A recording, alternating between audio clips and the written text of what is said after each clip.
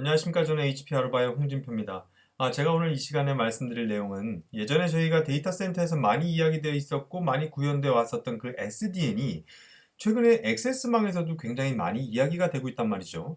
그러면 이 액세스망에서는 도대체 이 SDN을 통해서 무엇을 목표로 해서 SDN을 액세스망에 구성하려고 하는지, 그리고 아르바가 이러한 부분을 액세스망의 SDN을 구성했을 때 아르바는 어떠한 형태로 구성할 수 있을지, 그러한 아르바의 SD 캠퍼스에 대해서 말씀을 드리도록 하겠습니다. 그러면 우리가 주로 데이터 센터, 클라우드 이런 쪽에서 들어왔었던 이 SDN이라고 하는 것의 그 목적이 사실 어떤 좋은 점이 있었길래 지금 액세스망에서도 이렇게 SDN을 구성하는 부분에 대해서 이야기가 많이 되고 있느냐. 그렇다면 기존에 활용되어 있었던 그런 사례를 한번 간단히 살펴보고, 그런 목적이 액세스망에서도 달성될 수 있구나라고 하는 부분을 좀 살펴보려고 합니다. 그런 부분에 대해서 SDN이 그러면 데이터 센터에서 어떤 효과를 가져올 수 있었을까라는 부분을 개념적으로 축약한 사례를 통해서 좀 살펴보도록 하겠습니다. 제가 만약에 매일매일 수십, 수백 개의 고객이, 웹 호스팅 고객이 들어오고 또 나가고 하는 그런 데이터 센터 운영 회사라고 가정을 하겠습니다. 저는 10만 원, 50만 원, 100만 원짜리로 서비스 유형을 나눠놨고요. 그냥 웹 호스팅만 하는 부분과 웹 호스팅을 하면서 여러 가지 방화벽 서비스, IPS, 웹 방화벽 서비스 이런 것들을 더 받는 상이한 서비스 요구 수준에 따라서 금액을 좀 나눠놨다고 가정을 할게요. 그럼 이 상황에서는 매일매일 수십 개, 수백 개의 회사가 의뢰하고 또 빠져나가고 하는데, 그럴 때마다 이 회사 요구 수준에 맞게끔 웹서버 구성하고 네트워크 연결해서 회선 연결하고, 또 이 회사에는 웹서버 연결하고 옆에 방화벽 구성해서 네트워크 연결해서 또 500메가 회선 연결해주고, 그때 요구할 때마다 이걸 새로 만들고 빼고 다시 구성하고 하는 것은 사실상 거의 불가능에 가까울 만큼 굉장히 데이터 센터에서 어려울 만한 부분이죠. 그러면 이런 부분에 대해서 다음과 같은 구성에서 한번 살펴보도록 할게요. 데이터 센터의 전체 내용을 다 다룰 수는 없지만, 기본적인 부분, 우리가 좀 이해를 하려고 하는 부분만 좀 다음과 같다고 가정하면, 다양한 요구 수준의 고객사의 웹 서비스를 대형 서버에 나눠서 다 집어넣고, 이것들은 또 옆에 방화벽 기능이나 라우터 기능이나 IPS 여러 가지 이런 네트워크 기능들을 가상화해서 대형 서버에 올려둔 이런 NFV의 환경으로 연결이 되어 있다고 가정하면, 예를 들면 10만 원짜리 고객사가 웹 서비스 제공하면서 가는 상황에서는 그냥 여기서 웹 서비스 제공해서 NFV 지원하는 라우터를 통해서 그냥 회선에 연결될 거라고 가정을 하면, 앞서서 봤었던 50만 원짜리 고객은 방화벽 서비스를 추가로 받는다.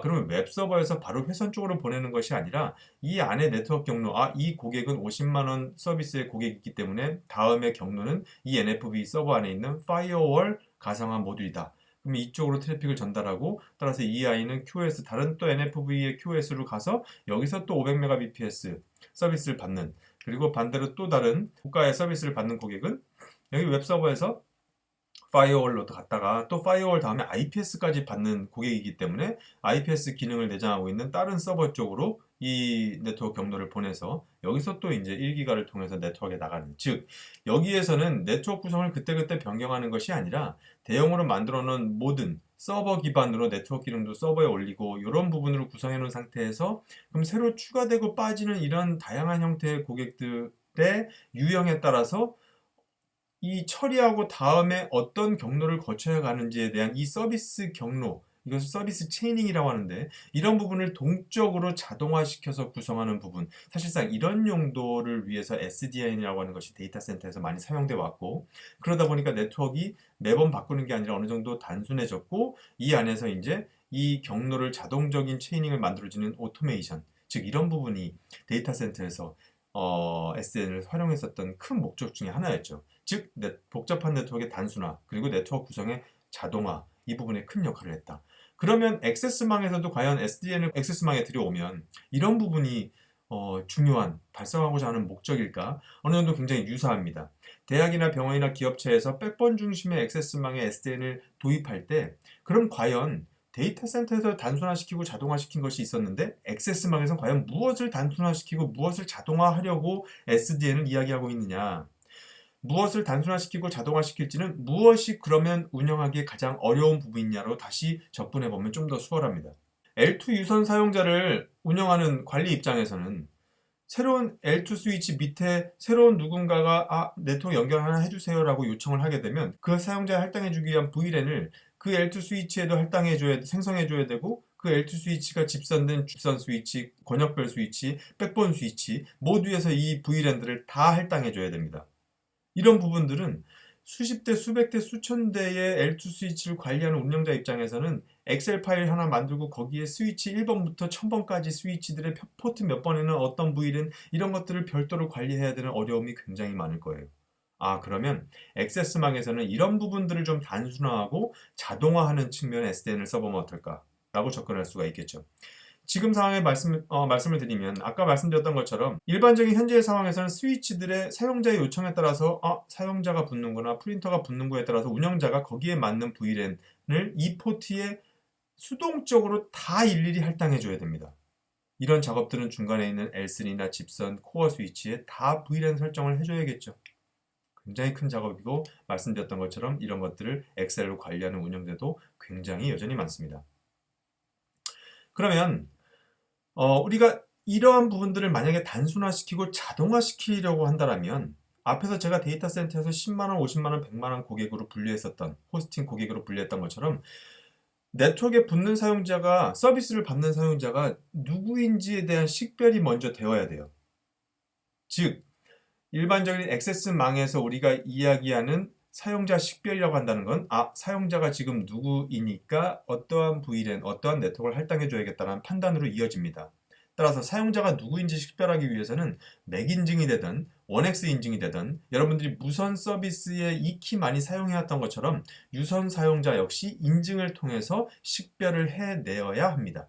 그래서 그렇게 식별된 사용자에 맞는 VLAN이나 접근 통제 ACL이나 QoS를 동적으로 할당해 줄 수 있게 되는 거죠.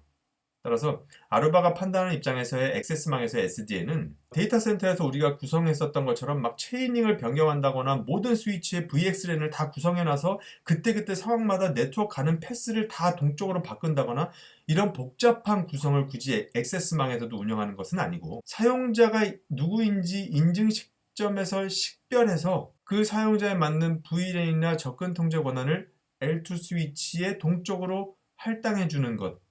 그러면서도 그 부분에 있어서 복잡한 VXLAN 설정도 하지 않고 단순하게 사용할 수 있게 해주는 부분. 이 부분이 아루바가 액세스망에 이야기하고 있는 SDN에 해당됩니다.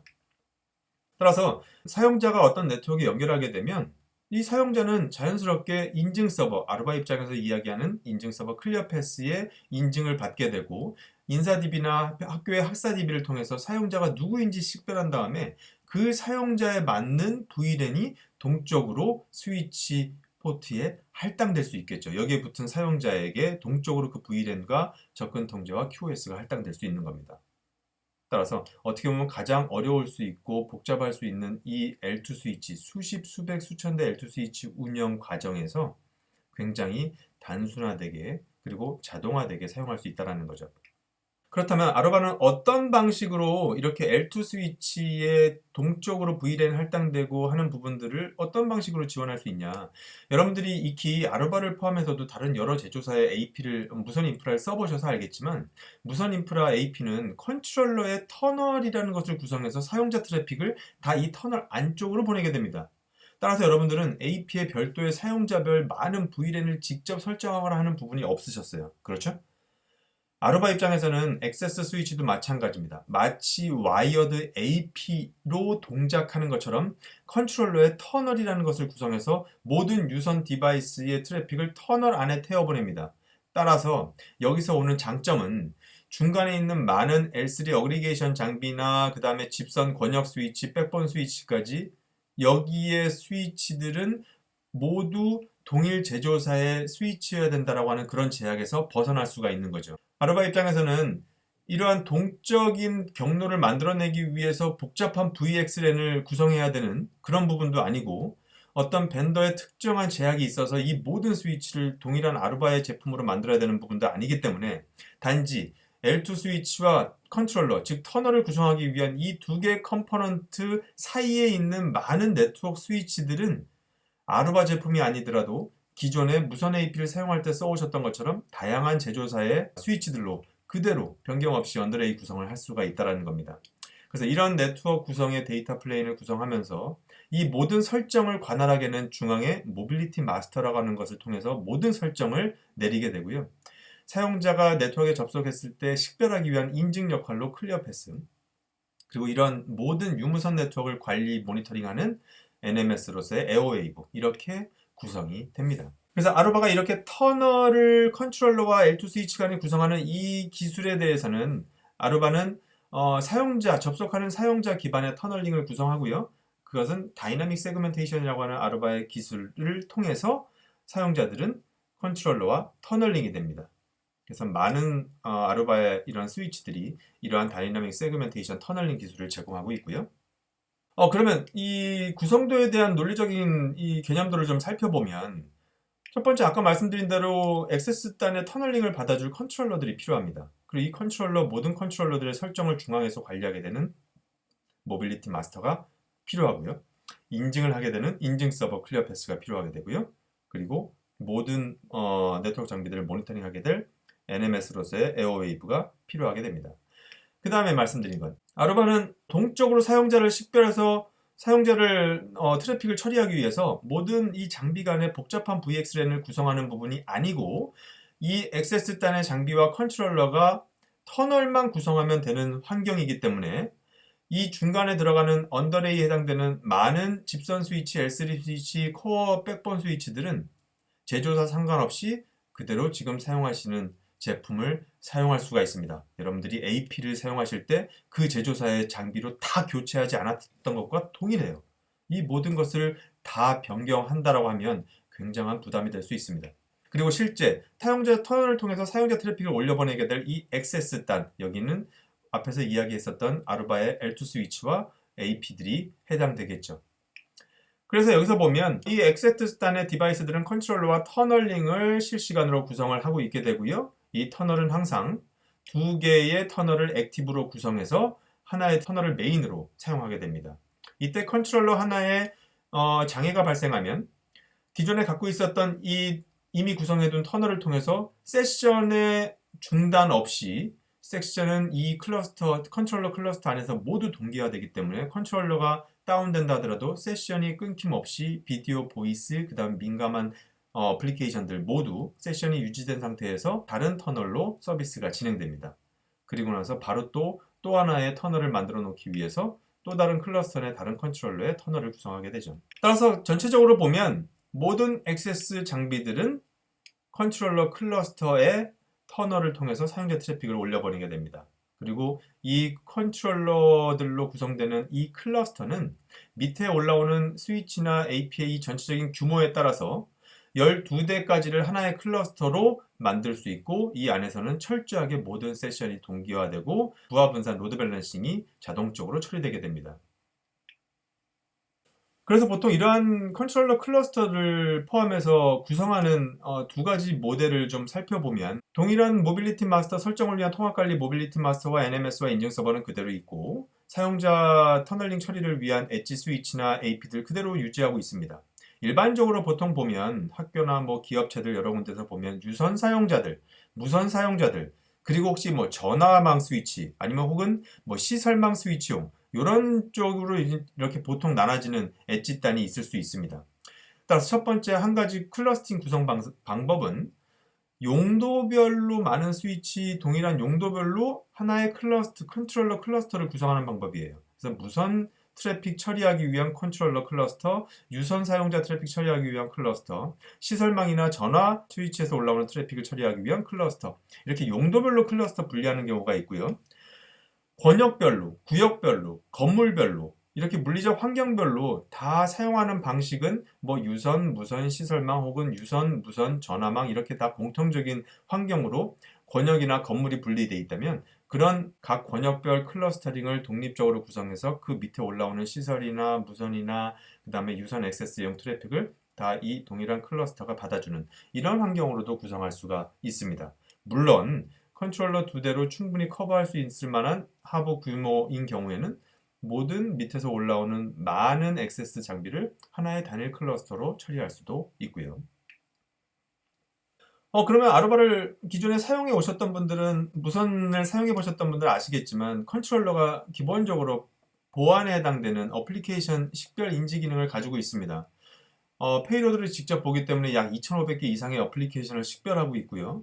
따라서 어떤 사용자가 무엇을 사용하는 것을 차단하거나 어떤 사용자는 무엇을 사용하는 것을 QoS를 얼마만큼 늘리거나 이런 부분들에 대한 제어가 무선만이 아니더라도 유선 사용자 역시 가능해진다는 거죠. 그래서 사용자가 유선, 무선 사용자가 어떤 것을 사용하든지 간에 사용자 유형별로 제어를 할 수도 있고 QoS를 걸 수도 있습니다. 그래서 그 모든 판단은 최초의 스위치에 어떤 사용자가 연결해서 인증 과정에서 식별된 학사 DB나 인사 DB에서 확인된 사용자 유형이 누구인지에 따라서 상이한 권한이 내려지고 그 권한에 따라서 서로 다른 VLAN, 서로 다른 ACL, 서로 다른 QoS가 이렇게 할당이 되는 것이죠.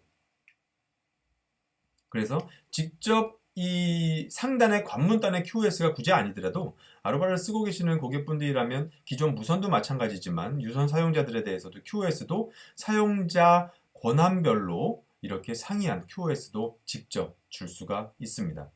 그래서 NMS에서는 무선 사용자를 포함해서 유선 사용자까지 사용자의 아이디나 뭐 PC 맥 주소 뭐 이런 것들을 다 입력만 해서 조회만 하면 지나가는 유선 경로 어떤 터널링을 위해서 어떤 L2 스위치 연결됐고 중간에 혹은 또 L3 백본 스위치도 있다면 그 스위치 경로까지 포함해서 어떤 컨트롤러에 터널링 되어 있느냐 중간에 지나가는 모든 경로에 대해서도 이렇게 보여줄 수 있습니다. 무선에서는 물론 마찬가지고요. 그래서 NMS에서 직접 스위치를 직접 살펴볼 때도 스위치, NMS에 보이는 이 스위치 화면에 마우스를 올려서 마우스를 올리기만 하면 이 포트에 어떤 사용자가 어떤 아이디로 연결돼서 어떤 권한을 받고 어떤 IP를 갖고서 있고 어떤 컨트롤러에 터널링 되어 있는지 이런 정보들을 쉽게 마우스만 올려서 상세한 정보 확인이 가능하게 되는 거죠. 그리고 이 다양한 클러스터를 구성할 수 있다고 말씀을 드렸는데 이게 권역별이 되던 물리적인 빌딩별이 되던 아니면 용도별 유선 사용자, 무선 사용자, 뭐 시설망이 되던 클러스터별로는 펌웨어 이미지가 달라도 상관없습니다. 모빌리티 마스터를 통해서 자동적으로 라이브 업그레이드를 진행할 수 있는데 버전이 컨트롤러 클러스터별로 상이할 수 있기 때문에 모든 클러스터가 다 중요할 수 있겠지만 이미지를 업그레이드 해야 되는 상황에 그래도 리스크를 줄이기 위해서 요번에 이 컨트롤러 클러스터에 먼저 업그레이드를 하고 이상이 없으면 다음 주에 나오면지도 진행하겠다. 이런 방식으로 이미지 펌웨어 관리가 가능합니다. 그리고 앞서 말씀드렸던 것처럼 동일 클러스터 안에는 사용자의 모든 세션을 동기하기 때문에 컨트롤러가 다운되더라도 심리스한 전혀 세션이 끊기지 않는 페일오버가 가능해지게 되는 것이고요. 그래서 서울대학교 시흥 캠퍼스를 포함해서 여러 뭐 방송국, 기업체 이런 사례들을 좀 공통적인 형태로 뽑아서 보면 일단 시흥 캠퍼스 같은 경우에는 권역별로 이 컨트롤러를 구분했습니다. 시흥 캠퍼스에 M1, M2, M3 블럭이 있는데 각각 그 블럭마다 컨트롤러를 한 대씩 넣어서 밑에서 올라오는 유선 사용자, 무선 사용자, 시설망 스위치의 터널링을 그 컨트롤러가 받게 했고요. 이 컨트롤러는 각 권역별로 분리를 해서 수용했고 모든 설정은 중앙에 있는 이 통합 모빌리티 마스터에서 일괄적으로 처리하게 했습니다. 그러면 여기에서 이제 기존에 서울대에서도 POC 과정에서 어려운 부분으로 파악됐었던 부분은 앞서 말씀드렸듯이 새로운 사용자 VLAN을 추가한다라고 하면 여기 스위치, 집선, 권역 스위치, 백본 스위치 모두의 사용자 VLAN을 추가하고 이 라인에다 트렁크로 해서 그 VLAN을 애드하고 따라서 이 스위치에만 작업을 추가하는 게 아니라 중간에 있는 모든 코어 라인에 해당되는 장비들 모두에 다 작업이 필요하다 보니까 이 부분이 부담일 수도 있고 이 부분에 시간이 소요되는 부분도 있고 장애가 발생하기도 했었죠. 그래서 이런 부분들에 대해서 이걸 아르바의 SD 캠퍼스로 구성을 하게 되면 사용자 스위치에 어떠한 설정이 필요하지도 않습니다. VLAN 설정이. 모든 VLAN 사용자 트래픽은 터널을 통해서 컨트롤러로 올라가기 때문에 사용자 트래픽의 게이트웨이가 되는 백본과 컨트롤러에만 사용자 트래픽 VLAN을 할당해주면 돼요. 여기 트렁크에만 그 VLAN을 애드 시켜주면 되고 여기에는 스위치와 컨트롤러의 터널만 구성되기 때문에 기존에 복잡하게 트렁크로 구성됐었던 것이 다 액세스로 구성될 수 있습니다. 즉 코어가 굉장히 단순해지게 되고 사용자가 밑에 어떤 사용자가 새로 연결한다 하더라도 여기에 사용자 VLAN이 추가되는 부분이 없기 때문에 이 코어 라인에 새로운 작업이 진행될 게 전혀 없는 것이죠.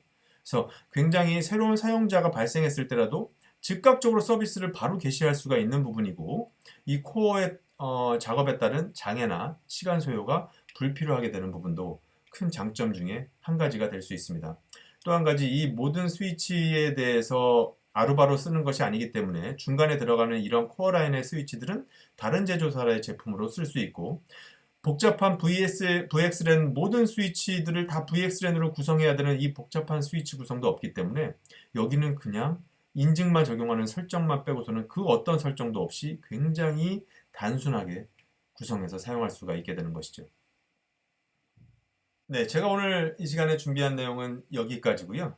이 시간을 통해서 아루바의 SD 캠퍼스에 대해 말씀을 드렸습니다. 긴 시간 경청해 주셔서 대단히 감사합니다.